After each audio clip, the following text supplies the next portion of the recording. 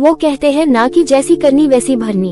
इंसान जैसा काम करता है उसे उसका फल भी वैसा ही मिलता है। अगर आपने अच्छे कर्म किए होंगे तो आपको उसका अच्छा फल मिलेगा और आपने बुरे कर्म किए होंगे तो आपको उसका बुरा फल मिलेगा।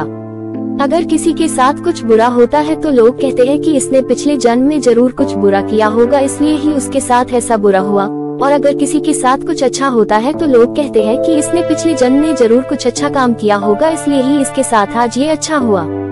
देखा जाए तो आज के जमाने में इंसान को अपने इस जन्म का हिसाब इसी जन्म में चुकाना पड़ता है, क्योंकि पहले भगवान नोटबुक पेन लेकर के हिसाब करते थे, इसलिए उन्हें हिसाब करने में देर लगती थी। आज के जमाने में भगवान के पास भी लैपटॉप आ गया है, तो उन्हें इंसान के कर्म का फल देने में यानी कि हिसाब करने में देरी नहीं लगती है।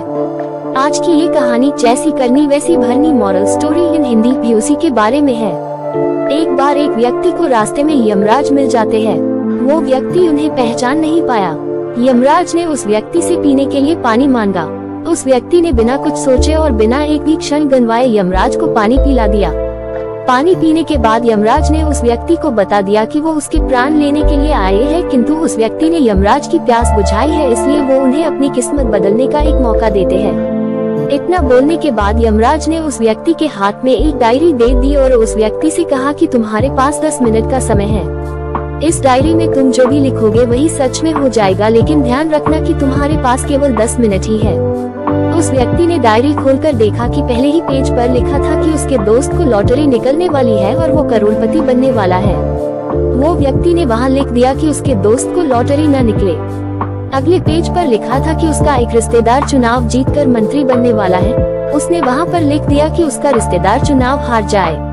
इसी तरह वो पेज पलटता रहा और अंत में उसे अपना पेज दिखाई दिया।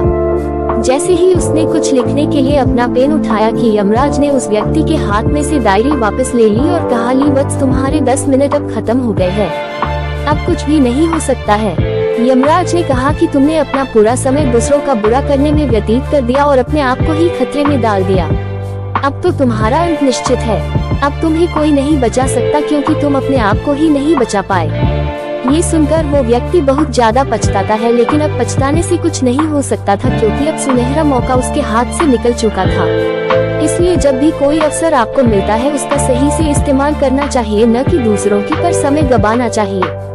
दूसरी बार मौका बहुत काम मिलता है।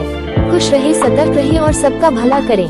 मॉरल, अगर भगवान ने आपको कोई शक्ति दी है तो कभी किसी का बुरा न सोचे और न ही किसी का बुरा करे। दूसरों का भला करने वाले सदा सुखी और दूसरों का बुरा करने वाले सदा दुखी रहते हैं।